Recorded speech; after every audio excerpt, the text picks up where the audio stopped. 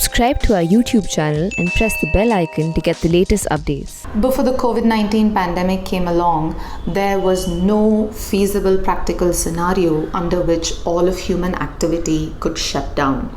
There was never a practical situation that would have warranted not just shutting down of schools and colleges and public places, but also to shut down industries, heavy machinery, factories, construction, oil drilling, public areas, and public and private transport on a global scale. Once all of this shut down, scientists who work on subjects where human activity is a hindrance got an opportunity that was possibly rarer than once in a lifetime. And this was especially true for seismologists. During these international lockdowns, all of the noise under our feet was gone. The only thing that you could hear was what came from within Earth itself. Our story today deals with silence of the seismic kind. We know that seismographs and seismometers pick up all kinds of signals from human activity, but now that everything is silent, or at least was for a couple of months, seismologists started to wake up to a very quiet and productive environment to do research in and to make new findings. This environment is so quiet now that many scientists say that this kind of seismic silence would never return again in our lifetimes. My name is Sandhya Ramesh and this is Pure Science.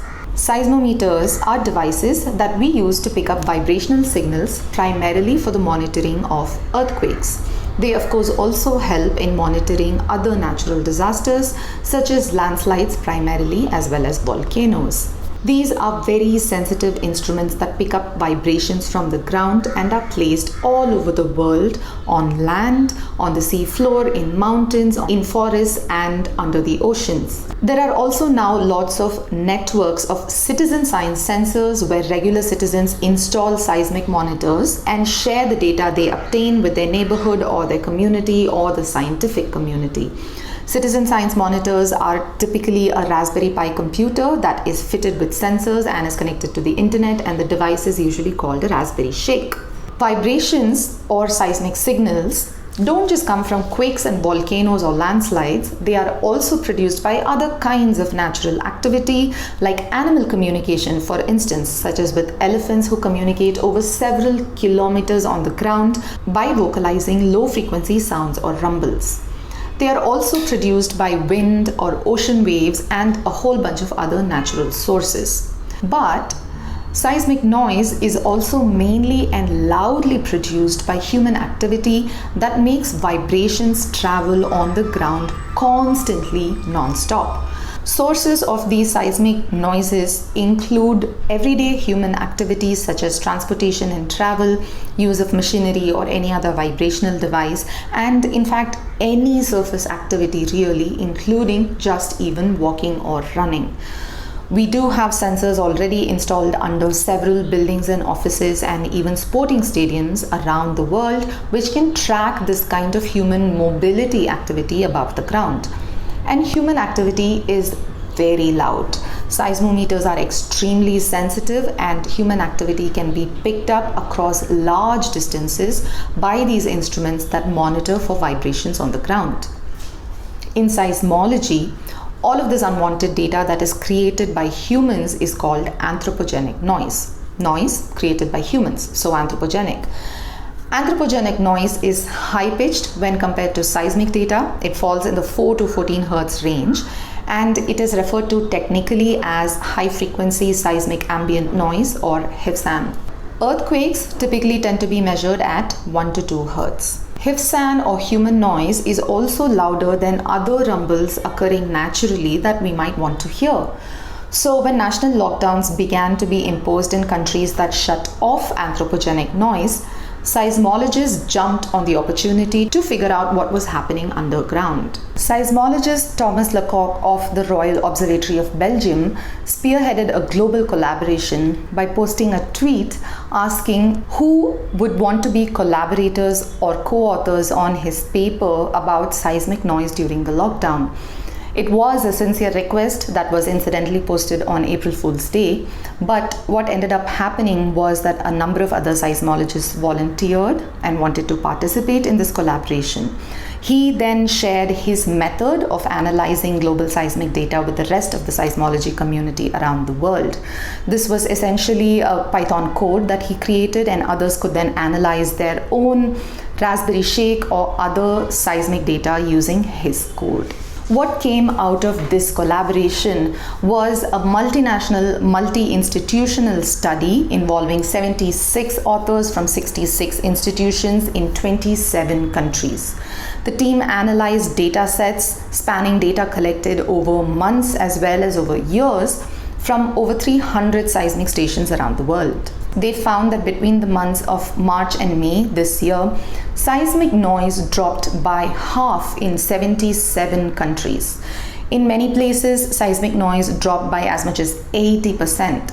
The authors called this drop in seismic noise the seismic lockdown. They were able to match the data observed by seismometers with publicly available cell phone data released by Google and Apple, and they could then confirm that the reduction in seismic noise was indeed actually caused by reduction in human activity. The seismologists were in fact even able to track the seismic lockdown wave as it moved from China.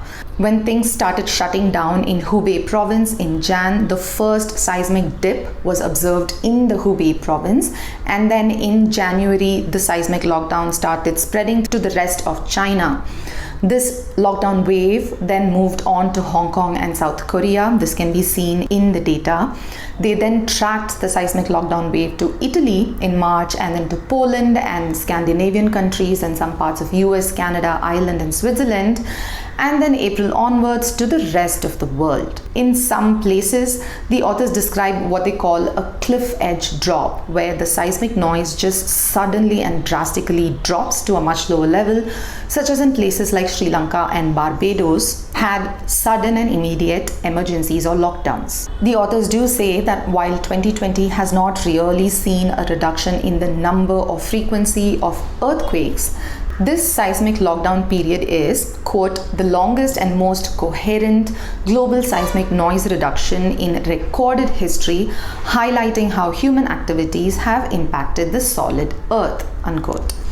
Very surprisingly to them, the authors note that noise reduction was observed not just in urban settings, which was expected, but also in many remote areas that are several kilometers away from human settlements, as well as remote areas that are several hundred meters below the ground.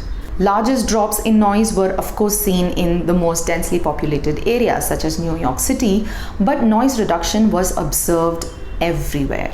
A couple of examples of remote noise drops were the Germany's Black Forest, which is a forested mountain range in southwest Germany. It is over 1400 meters above sea level, and it used to be a historic mining location. There are settlements in the valleys and in the surrounding area, of course, but it's not well populated. The Black Forest Observatory is a remote station that is located 150 to 170 meters below the surface in crystalline bedrock. In New Zealand, seismometers recorded drops in sensors that are far away from human areas, placed on different islands and buried hundreds of meters below the ground inside boreholes. Such sensors like these ones in New Zealand were specifically placed here to be away from human noise, and even they recorded a noticeable drop.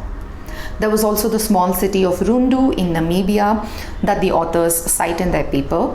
It is situated at the Namibia-Angola border. When a full lockdown was declared in Namibia towards the end of March, they noticed that there were sharp drops in data, even though this area is not really densely populated. There are many implications for these seismic findings, of course. Seismic data can be used to track the effectiveness of lockdown measures, and it can also be used to measure the rates or speeds at which different places are attempting to return back to normal once the lockdown is lifted. And all of this can be done without infringing into people's privacy as well. However, most importantly, scientists are using this seismic lockdown period to build a comprehensive understanding of how to differentiate between natural seismic signals and human-induced noise that could overlap. The team that authored the paper found that previously concealed earthquake signals, especially during the day, started to appear more clearly on seismometers. They recorded some of these kind of signals in Mexico, in areas where such signals hadn't been recorded before. These seismic signals were hidden because they are high-frequency vibrations which fall into the similar range as human activity-induced vibrations. Scientists from other fields are also using this pause in human activity, or what some are calling anthropause, to study effects of human activity on things like the atmosphere, the environment, the ocean, wildlife, and much more. So over the next few months, the scientific community will potentially glean lots of new insights into just how much our species affects this world at a granular level.